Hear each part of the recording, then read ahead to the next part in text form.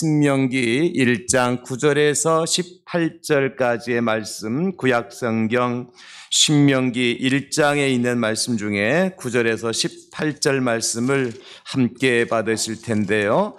잠시 자리에서 일어나셔서, 몸이 불편하지 않으신 분들은 일어나셔서, 그렇지 않으면 앉은 상태로 하나님 말씀을 받겠습니다. 신명기 1장 9절에서 18절 말씀, 하나님 말씀 함께 받으십니다. 다 같이. 그때에 내가 너희에게 말하여 이르기를 나는 홀로 너희의 짐을 질 수 없도다. 너희의 하나님 여호와께서 너희를 번성하게 하셨으므로 너희가 오늘날 하늘의 별같이 많거니와 너희 조상의 하나님 여호와께서 너희를 현재보다 1000배나 많게 하시며 너희에게 허락하신 것과 같이 너희에게 복 주시기를 원하노라.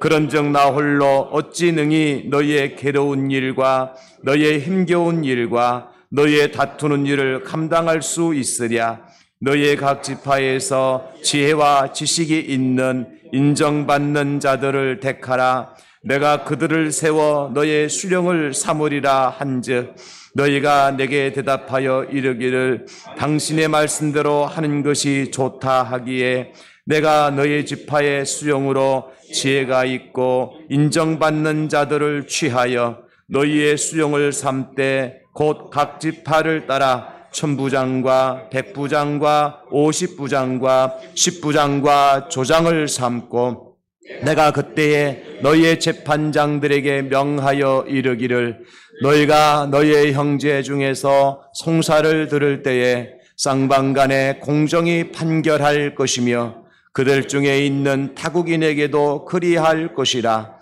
재판은 하나님께 속한 것인즉 너희는 재판할 때에 외모를 보지 말고 귀천을 차별 없이 듣고 사람의 낯을 두려워하지 말 것이며 스스로 결단하기 어려운 일이 있거든 내게로 돌리라. 내가 들으리라 하였고 내가 너희의 행할 모든 일을 그때에 너희에게 다 명령하였느니라. 아멘. 자리에 앉으시겠습니다. 오늘 함께 읽은 본문 말씀을 중심으로 1000배의 부흥을 소망합니다. 이런 제목으로 함께 말씀의 은혜를 나누려고 합니다. 제가 지난 주일을 포함하여 며칠간 자리를 잠시 비우고 여러분들의 관심과 사랑과 기도 속에 이제 사도 바울의 마지막 삶의 유적지를 함께 돌아보고 또 은혜를 받고 돌아왔습니다. 우리가 잘 아는 사도행전 27장과 28장의 배경이 되어지는 유라굴로라고 하는 풍랑을 만나서 이제 항해를 중단했던 사도 바울이 결국 로마의 보디올이라고 하는 항구에 도착을 하게 되죠. 그래서 그곳에 일주일을 지내면서 그 형제들을 만나고 로마에서의 복음 전도 사역을 시작했던 사도 바울, 결국에는 마지막에 잡혀서 감옥에 갇히게 되어지고 목베임을 당하는, 참수를 당하는 그러한 현장들을 돌아보았고요. 그 시대에 많은 그리스도인들이 로마의 핍박을 피하여서 지하 무덤인 카타콤에 생활했던 카타콤에 들어가서 그들의 생활상을 함께 살펴보면서 많은 감동과 은혜를 받고 돌아왔습니다. 사실 바쁜 일정이라서 어떻게 보면 이렇게 하더라고요. 차에서 내리면서 이제 식사하시고 차 탑승할 때까지 시간을 주는데 20분을 주더라고요. 차 스톱시키고 버스를 스톱시키고 지금은 내려서 식사하시고 차 타는 시간까지 이렇게 타야 됩니다. 시간을 재본 게 딱 20분을 주더라고요. 20분 만에 군대도 아니고 무슨 이게 그렇다 보니까 시차 걱정할 여유도 없이 계속해서 메모하고 듣고 뭐라도 하나라도 이렇게 더 배우고 더 감동을 받고 돌아가고 싶은 욕심이 생겨서 거기에서는 시차에 대한 걱정을 하나도 안 했어요. 피곤하다 그럴 말할 겨를도 없이요. 그리고 제가 수요일 날 오후 늦게 이제 한국에 도착을 해서 수요 예배 이 자리에 앉아서 참석하는데 얼마나 힘들었는지 몰라요. 제 목회 인생이 그렇게 힘든다는 처음이었던 것 같아요. 막 모든 피로가 다 쏟아지는데 이 짐을 이길 수가 없어요. 목금토 3일 동안도 계속 노예 1인이 이렇게 또 밀린 일들을 진행하다 보니까 오늘 주일도 준비하다 보니까 이렇게 많이 시간들이 이렇게 좀 길었으면 좋겠다 하는 욕심이 더 생기는 그런 시간을 보냈던 것 같습니다. 어쨌든 여러분들이 많은 관심과 사랑을 가지고 기도해 주셨기 때문에 건강하게 잘 다녀올 수 있었고, 그리고 앞으로 이 사역에 조금이라도 더 이렇게 말씀과 가까이 할 수 있고 보고 듣고 제가 확인을 했으니까 더 확실하게 말씀을 전할 수 있는 하나의 계기가 되었다라고 간단하게 보고를 드립니다. 이 10여 명이 안 되는 작은 수가 우리가 함께 가서 이제 모든 일정을 소화하고 돌아왔습니다만은 그 여행 도중에 가이드가 있었고요. 뿐만 아니라 또 우리 한국에서 한 목사님 인솔자가 있었고요. 우리 그룹의 총 책임자가 있었습니다. 20여 명의 안팎의 작은 무리지만도 그 작은 숫자의 사람들이 짧은 기간 동안 이렇게 여행에 일정하면서도 이렇게 많은 리더들이 필요하더라는 겁니다. 가이드가 있어야 되고 인솔자가 있어야 되고 총책임자가 있어서 가이드는 맨 앞에 서서 이제 앞장서서 가면서 설명을 해주고 확인을 해주고, 인솔자는 맨 뒤에 따라가면서 혹시 나고자가 있는지, 또 사람들이 인파가 너무 많으니까요. 잠시 한 눈만 팔면 잊어버릴 수밖에 없는 그런 상황이더라고요. 그러니까 인솔자는 그것 때문에 그냥 뒤에서 그렇게 하고, 총 책임자는 순간순간마다 어떤 일들이 있을 때 그것을 어떻게 해결할 것인가를 이렇게 책임을 지고 감당하는 그런 총 책임자가 우리 팀 안에 있었고요. 이런 것을 보면서 여러분, 이스라엘 백성들이 애굽에서 나와서 가나안 땅까지 가는데 사람이 몇 사람이나 되었을까요? 장정만 50만 명이니까 부녀자를 포함해서 최소 200만 명은 안 되겠습니까? 여러분, 20명이 아니라 200만 명. 그 엄청난 숫자의 사람들을 데리고 가나안 땅까지 가는 데 있어서 여러분, 인솔자가 누구였습니까? 모세 한 사람이었어요. 물론 총책임자요, 총가이드는 하나님이셨지만 그들의 눈에 보이는 실제적으로 그들 앞서서 그들을 이렇게 하라 저렇게 하라 인도하고, 문제가 생겼을 때 문제를 해결하고 하는 일을 맡았던 사람 모세 한 사람이었다고요. 상상도 못할 일이에요, 사실은요. 200만 명의 모든 책임을 혼자서 가이드 역할, 인솔자 역할, 총책임자 역할, 물론 하나님이 모든 걸 다 디자인하고 계획하셨어요. 그럼에도 불구하고 모세가 얼마나 많은 일들을 감당했었는가를 가히 짐작할 수가 있는 것입니다. 이스라엘이 출애굽을 했다는 소식을 접하고 모세의 장인이었던 이드로가 찾아왔어요. 장인과 반가운 이제 조회를 마치자마자 모세가 잠시 쉴 틈도 없이 백성들과 대화하고 재판하고 그런 모습을 장인 이드로가 지켜보고서 이렇게 얘기해요. 출애굽기 18장 17절에 네가 하는 일이 옳지 못하도다. 아니, 모세는 땀을 뻘뻘 흘리면서 애쓰면서 최선을 다해서 재판을 하고 모든 일들을 다 돌아보고 있는 장인이 와서 딱 보시고는 너 잘못하고 있다. 이게 옳지 못하다. 그 이유가 뭔가를 보니까요, 18절 이렇게 이드로가 말씀하셔요. 너와 함께한 이 백성이 필경 기력에 쇠하리니 이 일이 내게 너무 중함이라 네가 혼자 할 수 없으리라. 무슨 얘기예요? 사람의 육체의 힘이라는 한계가 있는 거잖아요. 지혜도 한계가 있고 지식도 한계가 있고 여력도 한계가 있잖아요. 그 처음에야 몇 건 사건을 처리함에 있어서 모세가 얼마든지 감당할 수 있었겠지만은 시간이 지날수록 어때요? 문제는 더 많아지는 거잖아요. 말씀에 나와 있는 것처럼 너와 함께한 이 백성이 필격 기력이 쇠하게 될 거다. 왜? 백성들도요, 어떤 사건 문제가 생겨서 모세에게 찾아와서 이거 어떻게 했으면 좋겠느냐고, 이 문제가 어떠냐고 물어보는데 모세가 그때마다 즉시로 대답해 주면은 백성들이 얼마나 좋겠어. 그런데 일이 밀리면, 사건이 밀리면, 일이 많아지면 어떻습니까? 그거 기다리다가 다 김새는 거예요. 그러니까 모세도 지치고 백성들도 지쳐서 결국에는 가나안 땅에 들어가 보지도 못하고 그 광야에서 분란이 일어날 수밖에 없고 그 광야에서 기력이 쇠해질 수밖에 없다는 거예요. 이것을 모세의 장인이었던 이드로가 모세에게 말씀을 해 주시면서, 그래서 오늘 본문에 나와 있는 말씀처럼 1000부장, 100부장, 50부장, 10부장 또 조장을 세워서 일을 나누어서 해야 된다. 그렇게 이제 가르쳐 주고 있는 거예요. 제가 이 말씀을 묵상하면서 역시 어른은 어른이다. 어른이다. 모세의 장인 이드로는 어른 아닙니까? 그죠?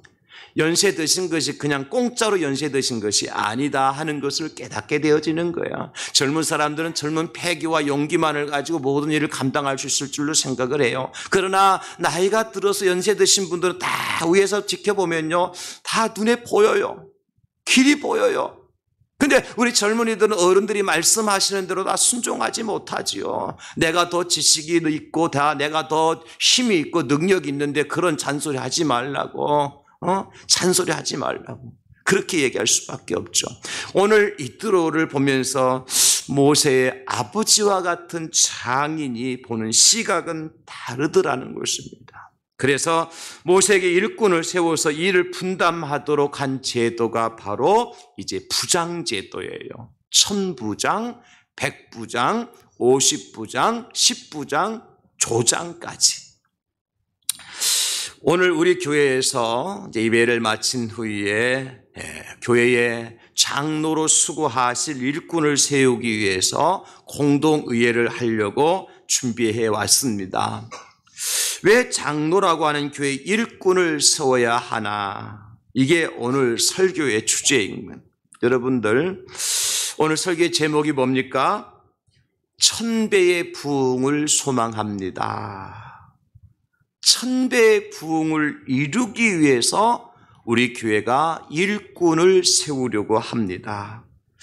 오늘 이미 일꾼으로 세움받은 하나님의 백성들, 또 오늘 또 선택을 받게 될 하나님의 일꾼들, 앞으로도 일꾼을 세움받아야 될 모든 일꾼들이 머리에 꼭 새기고 있어야 될 것이 뭐냐면, 내가 하나님의 그 일꾼이 된 것은 무엇을 위해서? 교회의 1000배의 부흥을 위해서 하나님 나를 세우시고 앞으로 나를 세워주실 것이다. 여러분, 이 기준을 꼭 잊지 말아야 돼요. 우리의 머리에는 뭐만 있어야 돼요? 1000배의 부흥만 있어야 돼요. 할렐루야. 1000배의 부흥입니다. 다른 거 다 생각하지 마세요. 내가 뭐 열심히 해서 뭐 다른 거 하려고 하지 말고, 나를 통해서 하나님께서 하나님의 교회에 1000배의 부흥을 원하고 계신다. 이 마음이 꽉 들어차 있어야 일꾼이 일꾼으로서 역할을 감당할 수가 있는 거예요.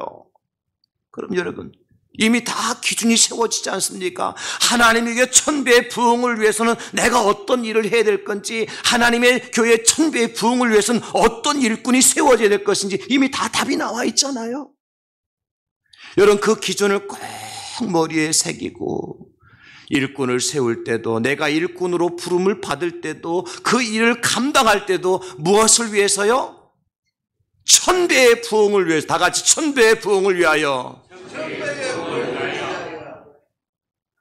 제가 일꾼은 하면 여러분 1000배의 부흥을 위하여 그렇게 하시는 겁니다. 자, 일꾼은 1000배의 부흥을 위하여. 할렐루야.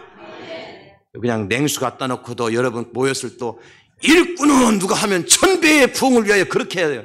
위하여 그잖아, 그죠? 1000배의 부흥을 위하여. 우리 교회가 이런 마음의 기준을 세우고 나갈 때 하나님께서 우리의 소원대로 1000배의 부흥을 이루어 주실 줄로 믿습니다.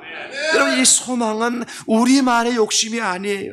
하나님께서 모세에게 주신 소망이었어요. 일꾼을 소유하는 당위성으로서 모세가 백성들에게 오늘 말씀하고 있잖아요. 오늘 본문 11절에 이렇게 기록을 해주고 있습니다. 너희 조상의 하나님 여호와께서 너희를 현재보다 1000배나 많게 하시며 너희에게 허락하신 것과 같이 너희에게 복 주시기를 원하노라.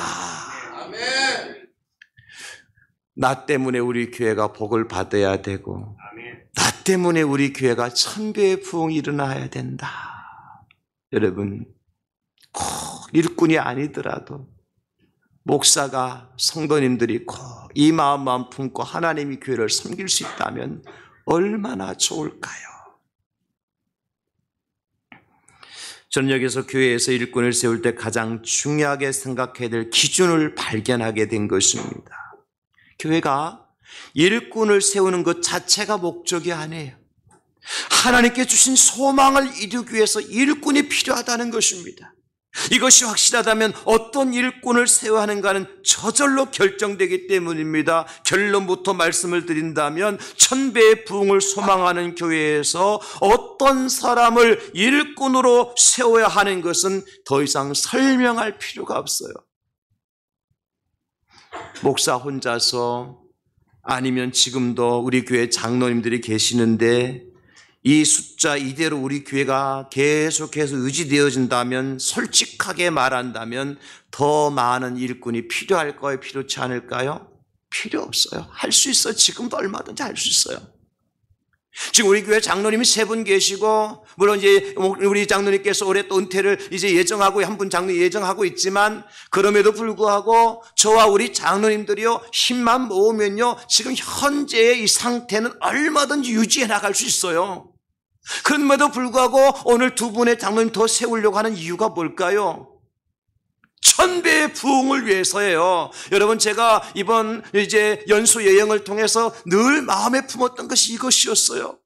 솔직하게 고백드릴게요. 제가 출발할 때부터 돌아올 때까지 절대로 마음이 편하지 않아서 얼마나 무거운 짐이 있었는지 몰라요. 오늘 공동회가 있기 때문에 담임 목사는요 오늘 어떤 말씀을 전하지 출발하는 날부터 오늘 설교할 것을 생각하면서요 제목도 생각 안 나고 본문도 생각 안 나고 너무너무 힘들었어요. 그래서 제가 여행하는 함께 일행들에게 그런 고백을 드려서 솔직하게 목사님들 사모님들 저는 너무 괴롭습니다. 너무 힘듭니다. 왜? 돌아가서 주일날 내가 무슨 설교해야 될지 도무지 떠오르지 않습니다. 그런데 하나님께서 이 말씀을 주셨어요. 다른 게 없다. 1000배의 부흥을 하나님께 소망하고 있지 않느냐. 예수님의 피를 앞두고 세우신 하나님의 교회를 하나님께서 1000배나 더 많게 해주시기를 원하고 계신다. 그래서 일꾼이 필요하다는 거예요. 어떤 분들도 얘기할 거예요. 목사님 지금도 장로님들 계시는데 굳이 더 2분을 또 세워야 됩니까? 저는 이렇게 대답해 드리고 싶어요. 1000배의 부흥을 소망하기에 세워야 합니다. 소망이 있기 때문에 하는 거예요. 소망이 있기 때문에. 소망 없는 사람은 지금 이대로가 좋습니다로 끝나는 거예요. 우리 교회가 지금 이대로 끝날 교회가 아니지 않습니까? 할렐루야.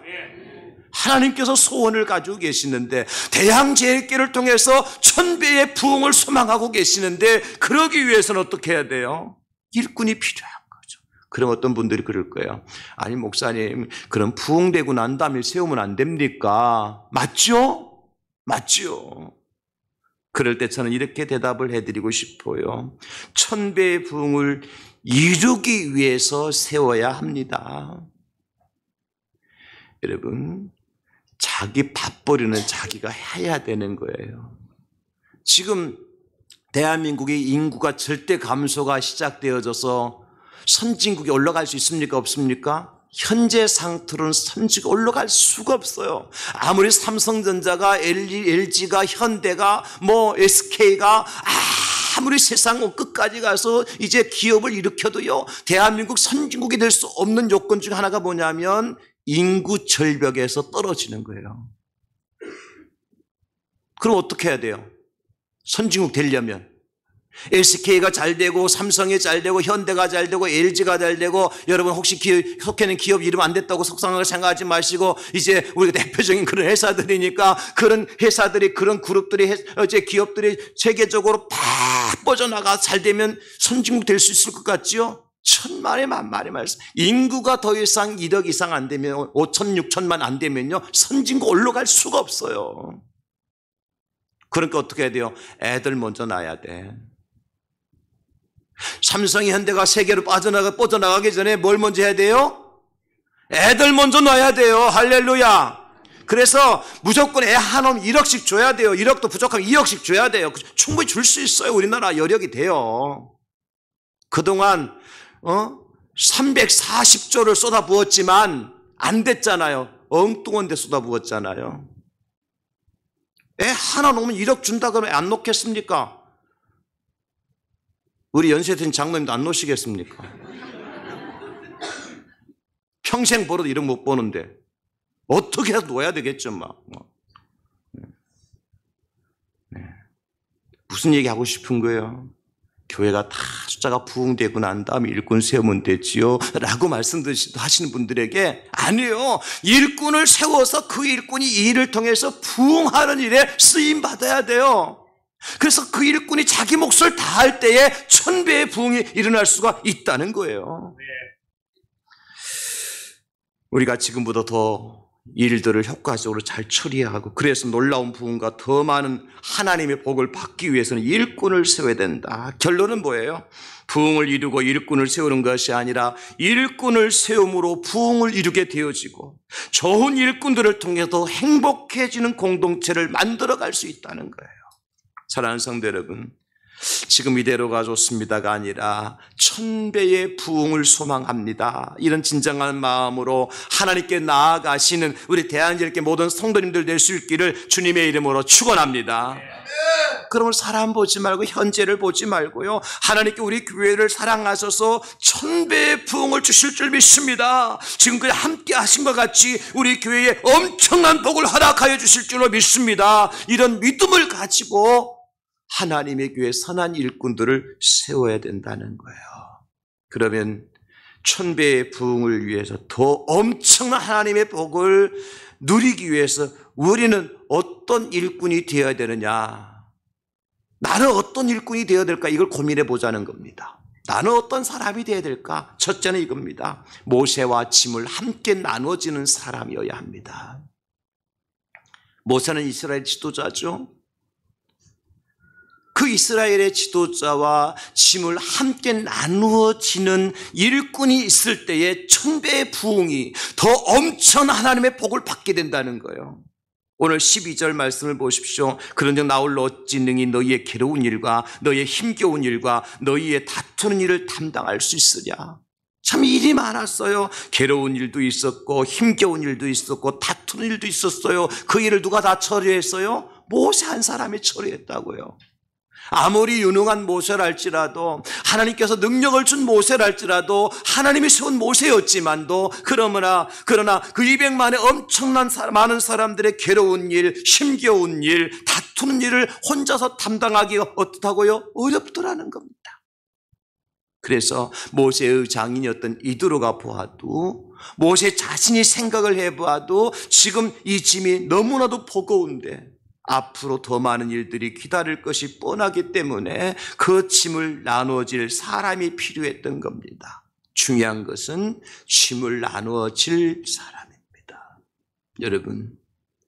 여러분이 우리 대양제일교회 왜 필요합니까? 대양제일께서 감당해야 될 짐을 나누어질 일꾼으로 하나님께서 여러분들을 불러주신 줄로 믿으시기를 예수님의 이름으로 축원합니다. 나는 나이가 들었기 때문에, 병이 있기 때문에, 가난하기 때문에, 하나님은 그럼에도 불구하고 여러분 각 사람에게 필요한 짐이 다, 지고 가야 될 짐이 다 있는 거예요. 백지장도 맞들면 낫다 그랬잖아요. 여러분 한 분 한 분이 우리 대항제일교회 모든 짐을 함께 지고 나눠지고 가야 될 하나님의 충성된 일꾼이라는 사실을 믿으시기를 예수님의 이름으로 축원합니다. 예수님이 하나님이십니다. 뭐 때문에 12제자를 세우셔요? 혼자 다 하실 수 있잖아요. 오히려 제자들이 짐이 될 때가 많았잖아요. 그럼에도 불구하고 예수님은 12제자를 세우시고 70인의 전도자들을 세우셨어요. 예수님께 말씀 한 번 하면 5,000명 다 모일 수 있잖아요. 그럼에도 불구하고 70명의 전도자를 왜 세우셨어요? 예수님의 짐을 나누어 주시려고 그랬던 거예요. 중요한 것은 짐을 나누어 지는 것입니다. 제가 옛날에 중학교 다닐 때 자전거를 타고 통학을 한 적이 있었어요. 제가 다닐 때 자전거 타고 중학교 이렇게 통학할 정도면 굉장히 부잣집으로 생각될 텐데 그 자전거가 보통 자전거가 아니라 짐 자전거야.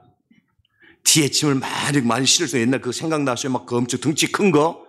중학생 제가 중학생 키 작은 것은 아니었지만 그걸요. 그래도요. 비포장 도로에 그걸 타고 가면요. 평지는 가고 내려막길 가면 얼마나 신나는지 쉽게 갈 줄은 몰라요. 그런데 가끔가다 그 자전거가요. 타이어가 펑크가 난다든지 체인이 벗어진다든지 하면요. 이거 차라리 가방 하나 싣고 가려고 그 자전거 타고 온 것이 얼마나 후회가 되는지 몰라요. 그거 끌고요. 언덕길 비포장가 올라가려고 그러면요. 가방 하나 메고 달려가는 게 훨씬 편하죠. 내게 짐을 좀 덜어주려고 자전거를 선택했는데 그 자전거가 뭐가 됐어? 내게 짐이 돼요. 땀 뻘뻘 흘리고 말이에요. 손에 그 체인, 그 가르길래 뭐가 묻어요? 기름 시커먼 기름 다 묻잖아요. 안 타보신 분들은 몰라. 그러니 이 자전거가 나의 이 가방을 덜어주는 그런 역할을 하는 것이 아니라 오히려 내게 짐이 되더라는 거예요. 여러분, 사람도 그런 사람이 있어요. 사람도 그런 사람이 있어요.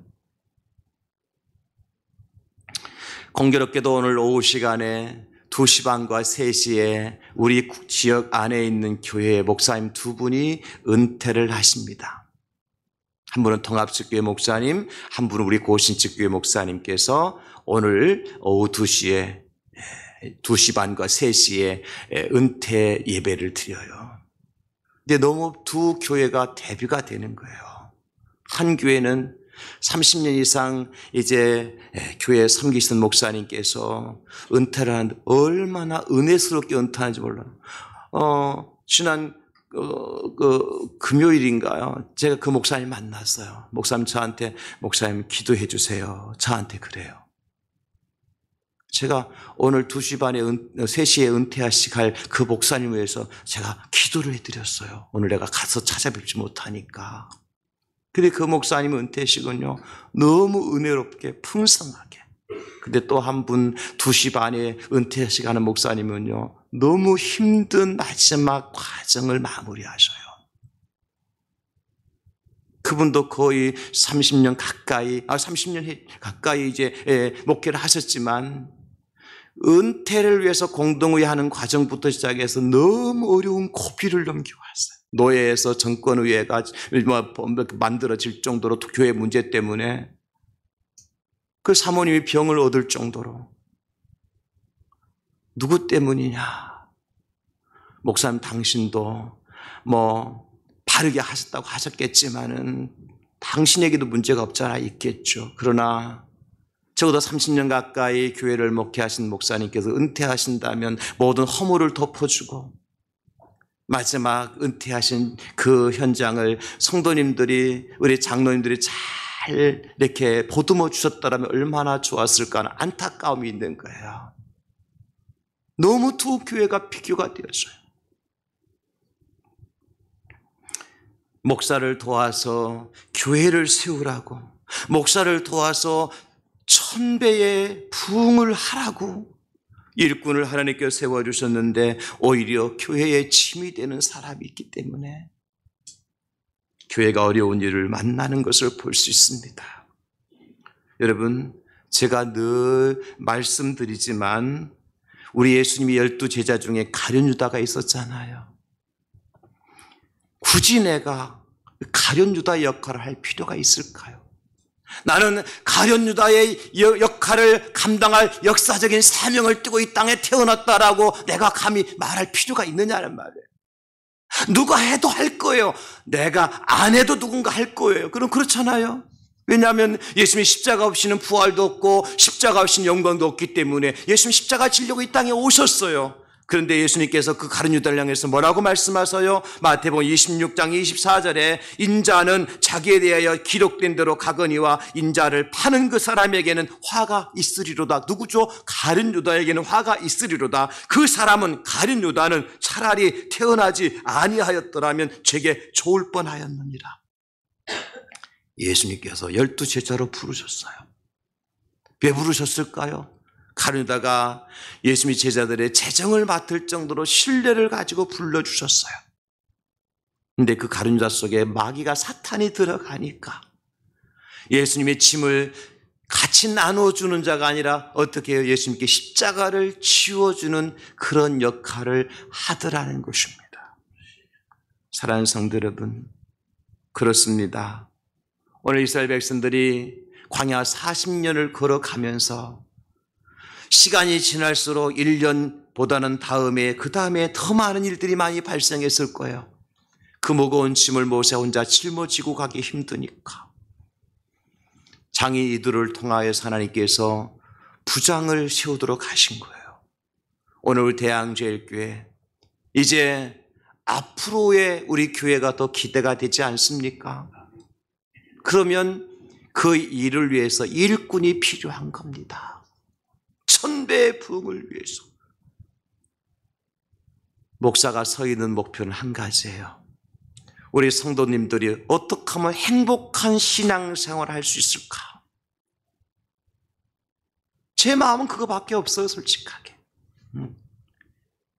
그래서 아프다고 말씀 들으면 내가 아픈 것처럼 가슴이 찢어지고, 이번에 가서도 병원에 입원해 계신 집사님, 우리 권사님 또 생각이 나서 또 카톡도 하고 전화도 하면서 잊을 수가 없어요. 마음 안 편해요. 혹시라도 내가 없는 사이에 우리 교회에 어려운 일은 생기지 않을까, 그런 마음 때문에 기도하지 않을 수 없었고요. 우리 교회 성도님들이 행복했으면 좋겠다. 우리 교회 성도님들의 가정이 행복했으면 좋겠다. 우리 교회 성도님들이 경영하는 사업장이 잘 됐으면 좋겠다. 우리 교회가 그래서 천배나 부흥하는 교회가 되기를 얼마나 소원하는지. 여러분들이 선한 일꾼과 동력자가 되어주셔서 그 짐을 함께 나누어질 수 있는 그러한 일꾼들이 다 되실 수 있기를 예수님의 이름으로 축원합니다. 두 번째는 각 지파로부터 선택받은 사람이어야 합니다. 목사가 세우는 게 아니에요. 오늘 본문의 말씀 보시면 13절 뭐라고 말씀합니까? 다 같이 시작. 너의 각 지파에서 지혜와 지식이 있는 인정받는 자들을 택하라. 내가 그들을 세워 너의 수령을 삼으리라 한즉. 여러분, 1000부장이든 100부장이든 50부장, 10부장 또는 조장을 누가 세웁니까? 각 지파에서 백성들이 세워요. 자기들이 세워요. 모세가 세우지 않아요. 모세는 누가 세우셨습니까? 하나님이 세우셨어요. 그러나 모세를 도와서 짐을 나누어질 자는 누가 세워요? 지파가 세워요. 이거 원리예요. 질서예요, 여러분. 이 말씀 속에는 엄청난 비밀이 담겨 있더라고요. 제가 말씀 묵상하니까 무슨 얘기냐면, 그러면 내가 예를 들어서 장로님을 세우고 권사님을 세우고 집사님을 세웠을 경우에 그 세운 그 장로님이, 집사님이, 권사님이 사역을 잘 맡아서 목사님의 짐을 같이 짊어지고 나가도록 하기 위해서 누가 필요해요? 아니, 그분을 세운 여러분들이 필요한 거예요. 그리고 그분들이 만약에 그 역할을 감당하지 못하면 그 책임이 누구한테 돌아와야 돼요? 세운 나한테 돌아와야지. 목사님 왜 그런 장로를 세워가지고 그런 말은 맞아요, 틀려요? 틀려요. 안 맞아요. 성경적이지 않아요. 누가 세웠어요? 물론 제비는 내가 뽑고 그것을 결정할 수 있는 하나님이시지만, 그럼에도 불구하고 제비를 내가 뽑았잖아요. 내가 그 이름을 적었고 그 이름에 내가 한 표를 했잖아요. 그러면 그 책임도 누구한테 있는 거요? 나한테 있는 거요. 그 장로님한테만, 권사님한테만, 집사님한테만 있는 게 아니에요. 여러분들한테 그 각자의 책임과 의무가 다 있다는 거예요. 이것을 엄청난 의미가 있는 거잖아요. 그러므로 일꾼을 세웠으면 여러분 그 장로를 위해서 후원하고 지원하고 응원하고 해야 될 거 누구의 몫이에요? 여러분의 몫이에요. 여전도 회장을 세워놓고 할 때는 내 하기 싫으니까 네 해라 그럼 표 막 몰아주고 나고 뭐 뽑히고 나면 나부터 뭐 어떻게 해요? 어떻게 하나 잘하나 보자 하고 판단하고 하는 일거리마다 그냥 사상건건 다 뒷다리 걸고 앞다리 걸고 배치기 하고 앞치기 하면 어떡해요? 아니 사다리 올라가라 시켜놓고 열심히 잘 올라간다 응원해 줘야지. 사다리 올라가려고 하니까 막 밑에 흔들고 앉았어. 리더가 어떻게 돼요? 안 되잖아요. 오늘 그 말씀이에요. 각 지파로부터 선택받은 사람. 그러므로 여러분, 모세는 하나님께 세우셨기 때문에요. 모세가 잘못하면 그 모세를 진노하고 심판하실 분 누구죠? 하나님이 하셔요. 그러나 각 지파에서 세운 조장들, 부장들은 누가 심판합니까?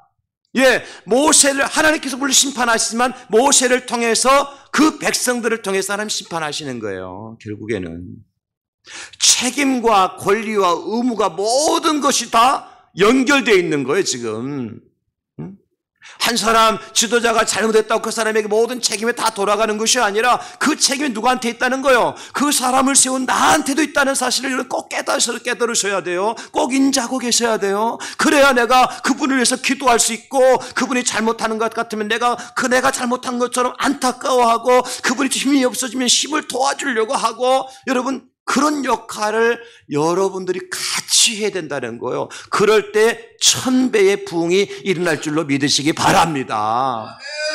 세워놓고 사다리 흔들기만 하면 어떻게 그 공동체 하나님께 복을 주셔서 1000배의 부흥을 주시겠어요?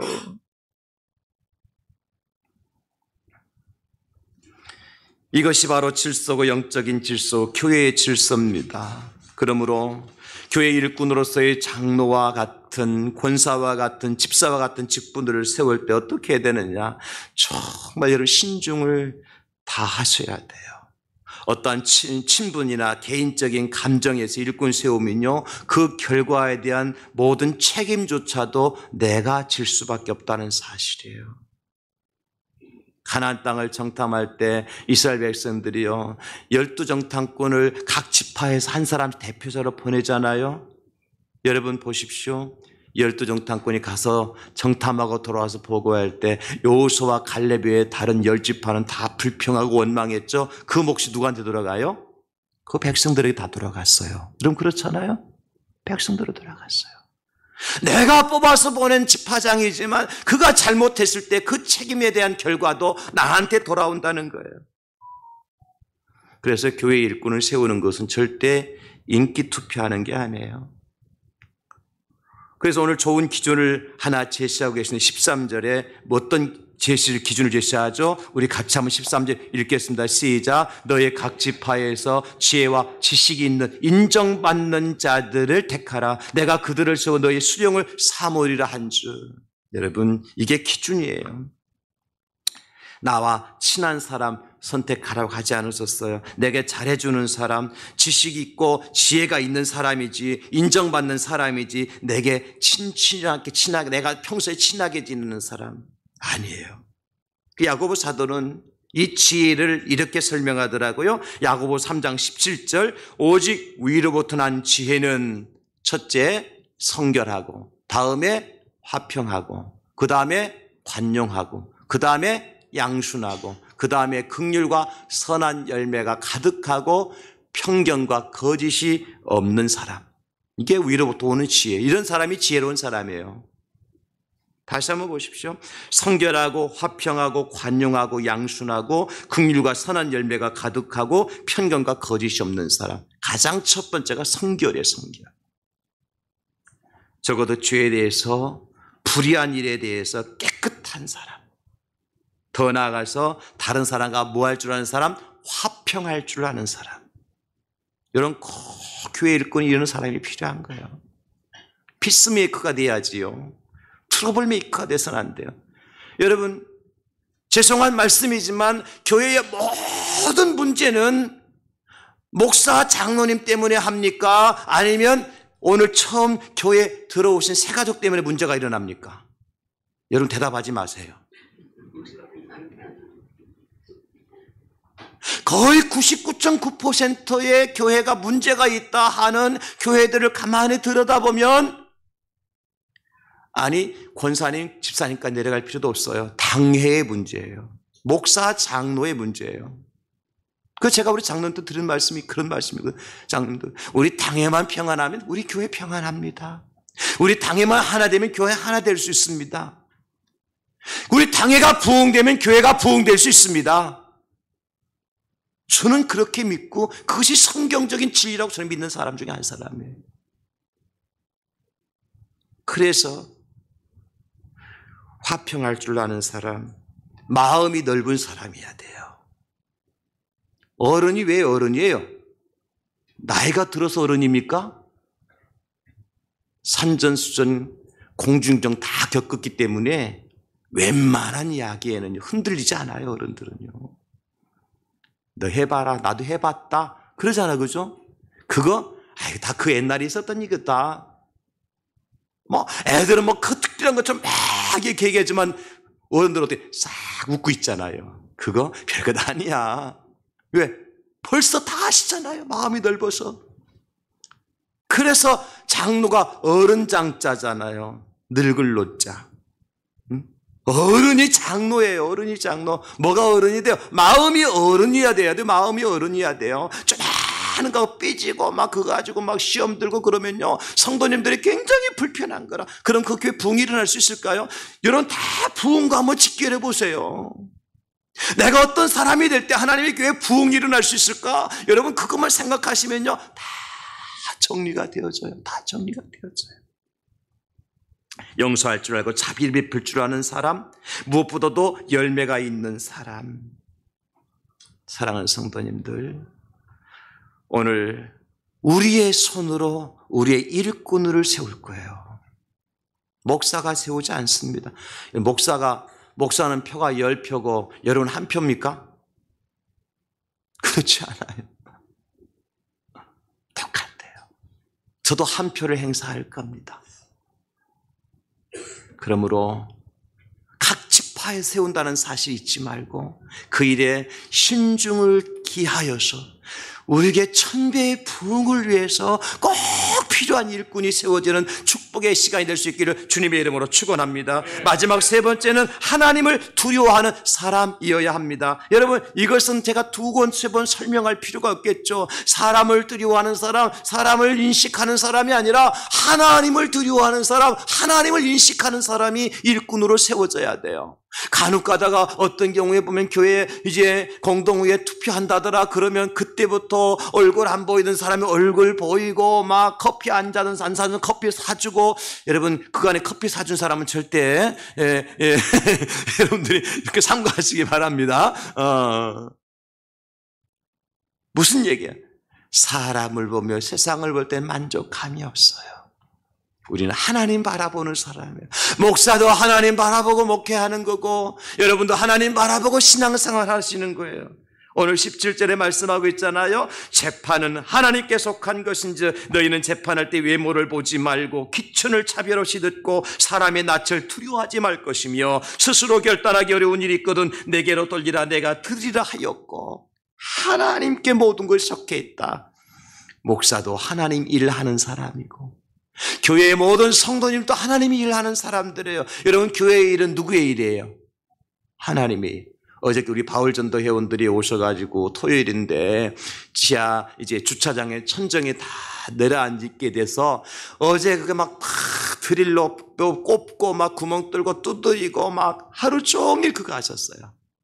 100개 이상의 피스를 구멍을 다 뚫었어요. 천정에, 지하 천정에. 내려가서 한번 보세요.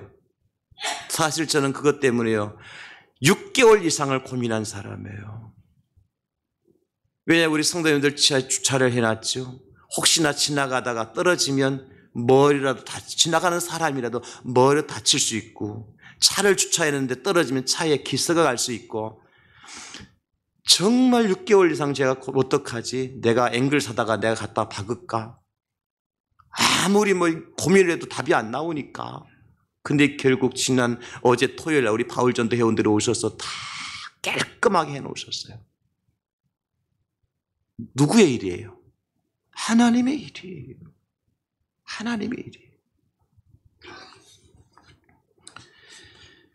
교회에 일은 어떤 일이든 하나님께 속한 일이니 그러므로 당연히 사람의 생각으로 차별하지 말아야 된다는 것입니다. 야고보서 2장 1절 말씀을 같이 읽겠습니다. 내 형제들아, 시작. 내 형제들아, 영광의 주 곧 우리 주 예수 그리스도에 대한 믿음을 너희가 가졌으니 사람을 차별하여 대하지 말라. 아멘. 외모를 보고 평가하지 마십시다. 정말 하나님 앞에서 얼마나 신실하게 신앙을 하고 있는지를 기도하면서 우리가 점검해 볼 필요가 있고요. 끝까지 나는 하나님 앞에서의 삶을 살아가야 되는 거예요. 사람이 나를 인정해 주지 않더라도 혹시 여러분 그죠? 나도 한번 하고 싶은데 하는데 사람 나를 인정해 주지 않아서 나를 그 자리에 세우지 않는다 할지라도 누구는 아세요? 하나님은 아시는 거예요.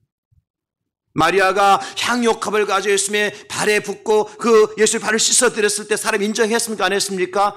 인정 안 했어요. 누가 인정했습니까? 예수님께서 인정하셨어요. 엄청난 대가를 지불했지만 사람들은 인정하지 않았어요. 제자들도 책망했어요. 그러나 예수님이 인정했어요. 그러면 됐지요. 왜 같이 따라합시다. 예수님께서 인정해 주시면 그것이 최고입니다. 그렇습니다. 사람이 내 편 안 들어줄 수 있어요. 사람이 나를 인정해 주지 않을 수 있어요. 그러나 주님은 아셔요. 하나님은 아신다고요. 하나님은 그보다 더 크고 비밀한 일을 행해 주실 거예요. 사랑하는 성도 여러분, 오늘은 정말 소중한 날입니다. 우리에게 천배의 부흥을 위해서 꼭 필요한 날입니다. 선택을 하는 우리와 선택을 받는 모든 분들은 반드시 우리 교회의 천배의 부흥, 더 엄청난 하나님의 복을 부어주실 것이라는 소망을 가지십시다. 그러기 위해서는 짐을 나누어 지는 자가 돼야 되고 내 손으로 선택하면 부끄럽지 않도록 나도 동역자가 돼야 되고 하나님을 두려워하는 자가 돼야 된다. 이 말씀을 기억하시고 우리 대항제일교회가 천배의 부흥과 더 엄청난 복을 누리는 공동체로 거듭날 수 있기를 예수님의 이름으로 축원합니다. 하나님 도와주시옵소서. 오늘 이